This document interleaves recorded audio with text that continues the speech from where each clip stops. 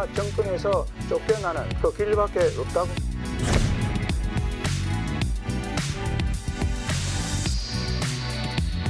현재의 자료 협조 태세, 제공 태세는 아주 이례적으로 거의 봉쇄에 가깝다.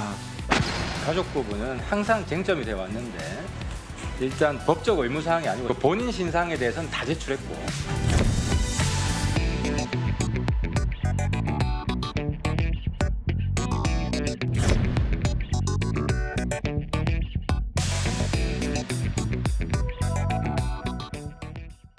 네, 5시엔 뉴스오. 오늘은 뉴스룸부터 시작하겠습니다. 오늘 두 분 모셨습니다. 오신환 전 의원, 김유정 전 의원 모셨습니다. 어서 오십시오. 안녕하세요. 네. 안녕하세요.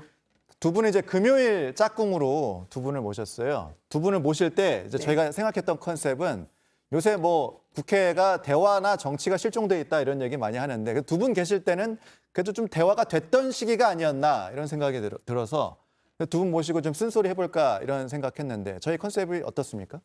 이제 대화가 잘 되도록 노력하겠습니다. 네, 뭐 아주 적합한 인물로 잘 고르신 것 같아요. 알겠습니다.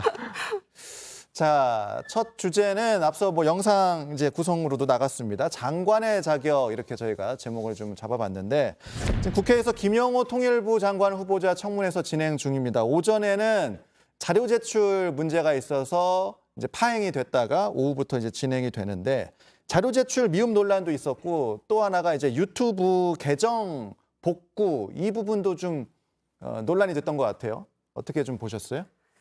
거의 보니까요. 네. 이 항상 자료 제출 문제로 논란이 네. 많거든요. 네. 그러니까 이게 이제 공직자윤리법이나 인사청문회법에 따라서 기본적인 자료들은 좀 그 제출을 합니다. 네. 국회 청문 요구서 이제 요청서가 왔을 때요. 그런데 그것만으로는 좀 부족하죠. 예. 의원들이 필요에 의해서 청문회 하기 위해서 막 요청들을 합니다. 그런데 그거는 요구할 수 있다이기 때문에 강제 조항 아니어서 예. 이제 후보자의 결정에 달려 있는 거예요. 그래서 늘 논란이에요.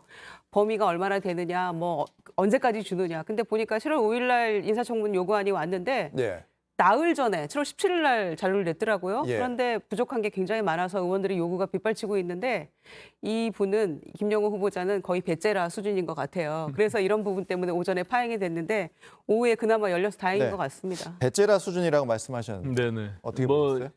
저도 인사청문회를 여러 번 해봤지만 예. 늘 오전 내내 이제 여야가 자료 제출 요구로 서로 파행까지 가는 이런 안타까운 것이 계속 매번 반복되는데요. 네. 그때마다 이제 인사청문 무용론이 나오잖아요. 네. 사실 이게 과거 문재인 정부 때는 그 여야가 합의를 못 이뤄내고 인사청문 보고서 채택 없이 33번의 임명 강행이 이루어졌거든요.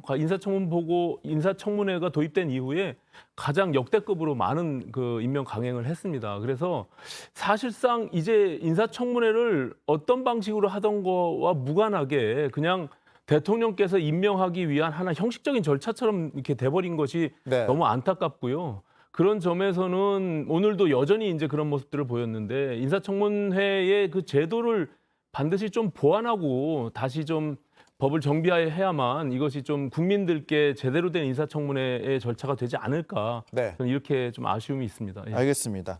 그리고 앞서 말씀드린 것처럼 이제 민주당 쪽에서는 유튜브 계정을 복구해야 되지 않냐 이 부분도 좀 쟁점이 됐어요. 그러니까 유튜브 방송을 많이 하셨잖아요. 네, 이 그렇습니다. 김영호 후보자가. 그래서 과연 어떤 발언들이 있었는지 유튜브 발언들을 한번 듣고 가겠습니다. 북한이 안고 있는 이런 문제의 해결책이라고 하는 것은 김정은이가 정권에서 쫓겨나는 그 길밖에 없다고.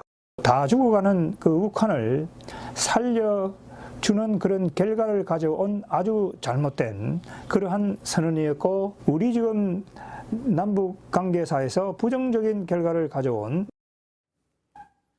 자, 이제 김영호 장관 후보자는 통일부 장관 후보자입니다. 그래서 이제 발언들이 이제 적절하냐 아니냐 뭐 이것이 쟁점이 되고 있는 건데 먼저 오신환 전 의원 어떻게 좀 보세요? 뭐 언론에 나온 바대로 또 네. 이런 영상 등을 통해서 사실 좀 강경한 발언들을 쏟아냈던 것은 사실입니다. 예. 근데 오늘 오후에 속개됐던 인사청문회를 제가 잠깐 봤는데요. 예.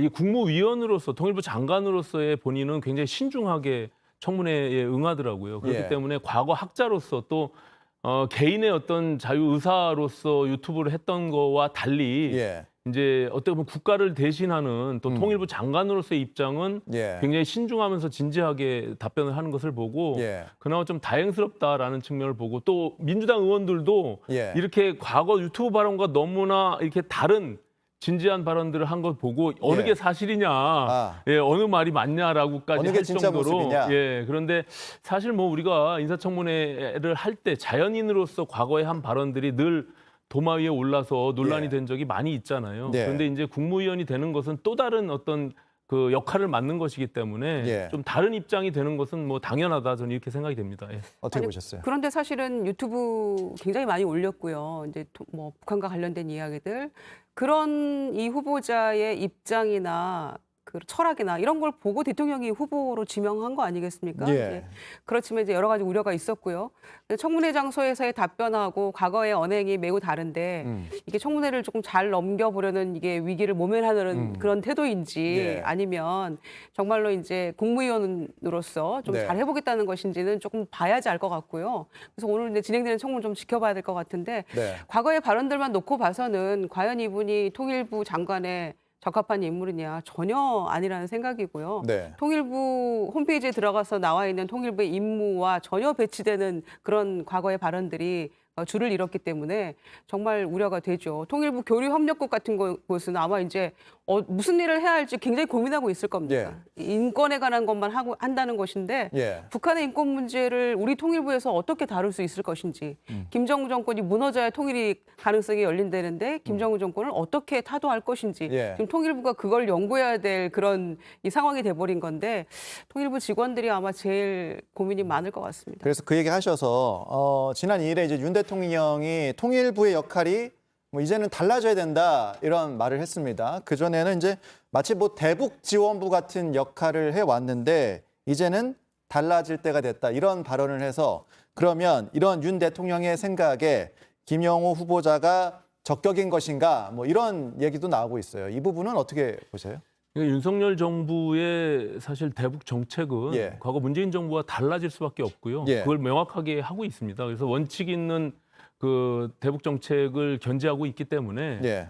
과거에 매달리기식의 대북 정책이 성과를 이뤄내지 못했다라는 것은 뭐 예. 지금 우리가 모두 주지하는 사실이기 때문에 예. 그 부분에 대해서 사실은 그 김영호 장관 후보자도 분명히 오늘 인사청문회에서 원칙 있는 대북 정책들을 해 나가겠다라고 말을 했습니다. 그리고 아시다시피 통일을 지향하되 헌법에는 네. 그 자유민주적 기본 질서에 근거한 통일을 지향하는 것이거든요. 그렇기 네. 때문에 그런 원칙 속에서 이게 유화책만 써서 대북 대화가 남북 대화가 되는 것도 아니고 또 강경한 입장만 돼서 되는 것도 아니잖아요. 그런 예.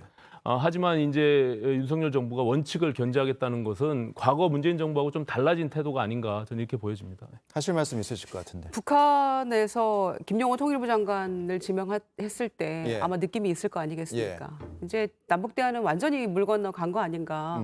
대통령의 태도도 너무 강경하고 통일부 장관도 김정은 정권을 타도해야 된다고 하는 사람이 장관이 됐는데 이게 남북 대화는 요원한 문제라고 생각하고요. 예.